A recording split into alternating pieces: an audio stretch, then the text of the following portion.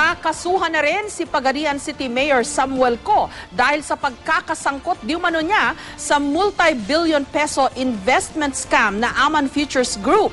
Hawak na rin ng mga pulis ang 5 miyembro ng Board of Directors ng kumpanya. Samantala, patuloy pa rin ang pagtugis sa may-ari ng kumpanya na si Emmanuel Amalillo. May report si Lia Manyalak del Castillo. Matibay daw ang ebidensyang hawak ng NBI na magdidiin kay Pagadian City Mayor Samuel Co na isa siya sa likod ng 12 bilyong pisong Aman Futures investment scam. Kaya si Co posible raw maharap sa kasong syndicated estafa at violation of the anti-graft law. Isasampa ang reklamo bukas sa DOJ panel. Tomorrow, a complaint will be filed. There is evidence against the involvement. There is evidence showing or establishing the possible involvement of Mayor Samuel Co.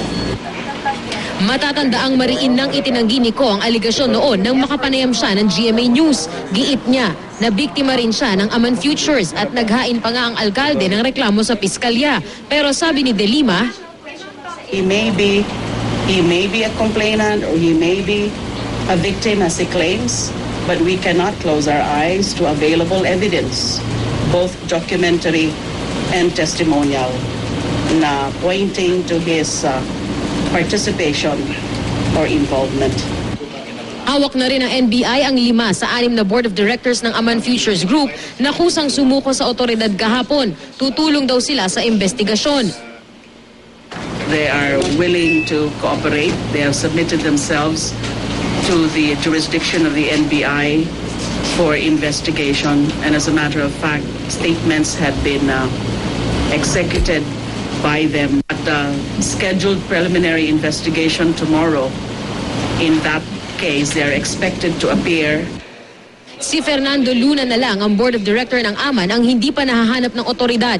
Patuloy naman ang pagtugis kay Manuel Amalillo, ang may-ari ng Aman Futures Group. Nasa Kota Kinabalu pa raw ito at nakausap pa sa telepono kahapon ng isa sa sumukong opisyal ng Aman.